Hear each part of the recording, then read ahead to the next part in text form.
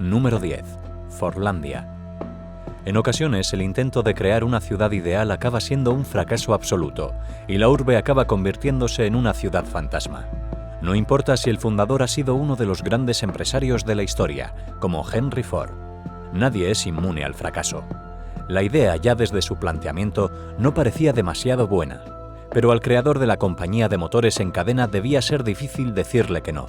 A Ford se le ocurrió fundar una ciudad en Brasil, una ciudad que fuera la representación perfecta de una localidad estadounidense tal y como él la concebía. En los años 30 del siglo pasado, compró unos terrenos en Brasil y levantó primero una fábrica de caucho. Después, trasladó a todos los trabajadores posibles a vivir allí. En principio, la ciudad tenía de todo: una central eléctrica, una biblioteca, un hospital y buenas casas. Pero Ford, como buen americano, fue más allá y estableció unas normas. Las hamburguesas eran constantes como alimento, pero las normas contra el alcohol y las relaciones prematrimoniales quizás fueron demasiado lejos. Además, intentó mantener el horario laboral de Estados Unidos, sin contar con la diferencia de que en Brasil al mediodía podían llegar a 40 grados. Todo acabó en un motín de los trabajadores que destruyeron parte de la ciudad. Número 9. Octagon City, una utopía libre de carne. A comienzos del siglo XIX, Orson Squire Fowler, un arquitecto aficionado, concibió la idea de una ciudad mucho más racional y amable con sus habitantes. Su principal aportación fue cambiar la típica forma que tienen casi todas nuestras casas y hacerlas octogonales. Fowler creía que así serían más luminosas, el espacio se aprovecharía mejor y se gastaría menos en calefacción. Su proyecto no encontró demasiados apoyos, hasta que una extraña asociación llamada Sociedad de Emigración Vegetariana decidió basarse en él para levantar una ciudad solo para ellos. Su plan era construir una gran plaza de 8 lados, con casas y graneros alrededor que tuvieran la misma forma. Obviamente, todo funcionaría de acuerdo a los principios veganos. 60 familias se apuntaron al proyecto, aunque la sociedad tuvo que abrir la mano y permitir que algunos amantes de la carne se unieran para completar la ciudad. Sin embargo, todo acabó en un fracaso. Debido a la lejanía de otros pueblos, la falta de agua y enfermedades graves como la malaria. A día de hoy, no queda casi nada de la utópica ciudad, pero el legado de Fowler sigue en pie. Las casas con forma octogonal se hicieron muy populares en zonas de Canadá y los Estados Unidos. Número 8. Garden City, la ciudad verde. La publicidad que lanzó Ebenezer Howard, un urbanista británico, en 1902 era bastante interesante. Un grupo de ciudades libres de humo y polución. Suena bien. Sin embargo, el eco que obtuvo no fue demasiado grande, quizás porque se adelantó bastante a su época. Lo que pretendía Howard era fundar una ciudad totalmente limpia, en la que sus habitantes vivieran en total armonía con la naturaleza. Para ello consideraba que la urbe no debía ocupar más de 4 kilómetros cuadrados, con una población máxima de 32.000 personas, lo que nosotros consideramos un pequeño pueblo. Alrededor de este núcleo se reservarían otros 20 kilómetros cuadrados de jardines, parques y granjas. La idea era construir ciudades alrededor y conectadas por ferrocarril, formando así un conjunto de varias ciudades satélites.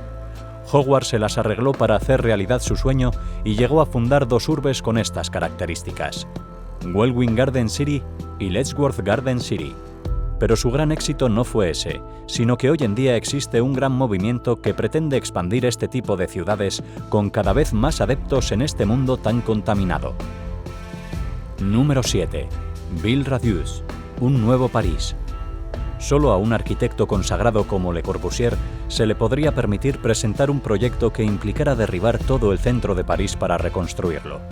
El proyecto se llamó Ville Radius y era un intento de racionalizar el urbanismo, dando una solución así al crecimiento de la población de las ciudades en la época anterior a la Segunda Guerra Mundial.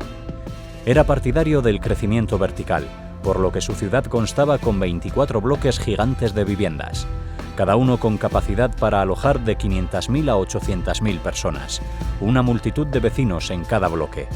Según sus cálculos, deberían bastar para acoger a 6 veces la población que tenía el centro de París en ese momento. Alrededor de estos grandes edificios se pensaba ubicar extensas zonas verdes y un intercambiador de transportes para metro, tren, autobuses y taxis. El proyecto nunca se llevó a cabo, pero tuvo mucha influencia tras la guerra que, al fin y al cabo, consiguió lo que el arquitecto pretendía: derribar muchos centros de ciudades. Por suerte no fue el caso de París. Como ejemplo de urbanismo que siguió sus ideas está el de West Alton Estate, en Roehampton, 1958, y el conjunto urbano Nonoalco-Tlatelolco en Ciudad de México. Número 6. Brouddacre City, una miniciudad autosuficiente. Otro de los grandes nombres de la arquitectura del siglo XX es el autor de este proyecto de ciudad. Frank Lloyd Wright no era muy amante de las grandes ciudades y trató de impulsar el llamado estilo de la pradera. La ciudad ideal que planeó recibió el nombre de Brouddacre, aunque llamarla ciudad quizás no sea demasiado adecuado. La población no debía superar los 10.000 habitantes y sería prácticamente autosuficiente. Cada una de las familias que la habitaran recibiría 2,5 hectáreas de terreno y agua potable ilimitada. La idea era que los alimentos, la energía y el resto de los bienes necesarios fueran producidos localmente, sin tener que depender del exterior. Aunque no ha llegado a reproducirse tal y como él la planteó, sí existen algunas pequeñas comunidades en los Estados Unidos que tienen unos principios muy similares. Número 5. Atomurbia, nacida del miedo. Hoy el miedo a una guerra nuclear parece no ser muy grande, a pesar de la elección de cierto presidente estadounidense y de la presencia de un extravagante dirigente norcoreano. Pero después de la Segunda Guerra Mundial, ese miedo era muy real y la gente vivía convencida de que era inevitable. Ese fue el motivo del nacimiento de Atomurbia, un proyecto que nació del miedo. Frente a las otras ciudades utópicas que hemos visto, esta no pretendía mejorar la vida de sus habitantes, sino salvársela. En 1947, tan solo 2 años después de los bombardeos sobre Japón, se intentó llevar a cabo en los Estados Unidos para llenar el país de ciudades subterráneas. Se hablaba, nada menos, de 20 millones de ciudades. Debían ser colocadas de forma irregular por todo el país para que no fueran un blanco fácil. Además, iban a estar preparadas para ser autosuficientes y sobrevivir sin ayuda durante largo tiempo.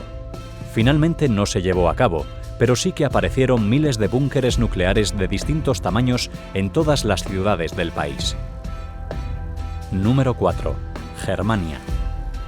Si la ciudad de Atomurbia se planeó por el miedo, Germania da miedo por sí misma. Y eso reconociendo la genialidad del arquitecto que la pensó, Albert Speer. El gran problema es que Speer desarrolló su carrera y sus proyectos para un cliente muy especial, Adolf Hitler.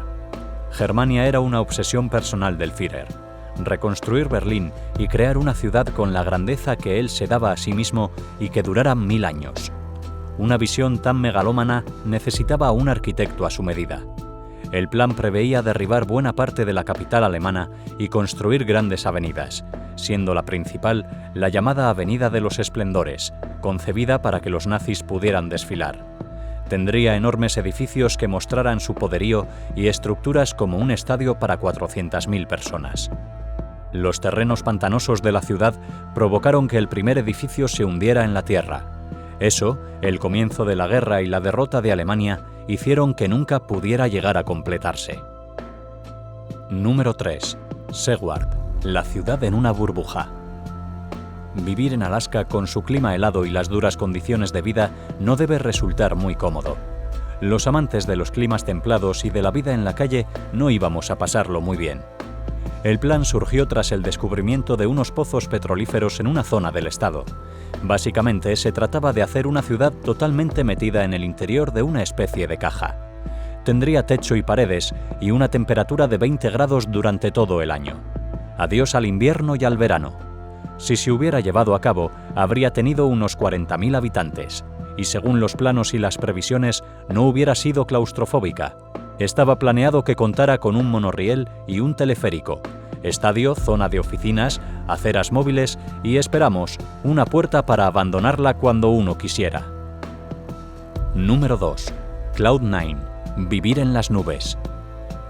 El proyecto fue una respuesta a la gran cantidad de población de una ciudad como Tokio, que además no cuenta con demasiado espacio. El hacinamiento que esto provoca llevó a un inventor llamado Buckminster Fuller a proponer a mediados del siglo XX una alternativa sacada de alguna novela de ciencia ficción. Lo que proponía era construir ciudades metidas dentro de esferas voladoras.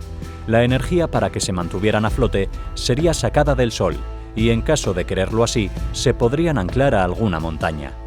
Obviamente, la idea no llegó siquiera a tomarse muy en serio, pero se dice que los diseñadores de cepelines sí estudiaron algunos puntos para que fueran más efectivos. Número 1. Songdo, la ciudad inteligente. Solo el futuro nos dirá si Songdo va a resultar un fracaso, como el resto de las que hemos visto, o supondrá el principio de un nuevo tipo de ciudades. De momento ya está construida y sus funcionalidades inteligentes están totalmente en marcha. Para su diseño, recogieron ideas de Build Radius y de Garden City y las mezclaron con las nuevas tecnologías de la información. Se encuentra situada a unos 65 kilómetros de Seúl, en Corea del Sur, y a día de hoy está completamente interconectada. Absolutamente todo está digitalizado y automatizado, desde la recogida de basura a la iluminación y el transporte. Además, cuenta con un 60% de zonas verdes, y sin embargo, Songdo ha conseguido que solo 120.000 residentes hayan decidido trasladarse a ella, menos de la mitad de lo que estaba previsto. Quizás les resulte demasiado deshumanizada o muy artificial, o simplemente que a muchos esa total automatización y el depender de las conexiones digitales para todo no acaba de convencerlos. En cierto sentido, recuerda un poco a Skynet, y aquello no terminó muy bien.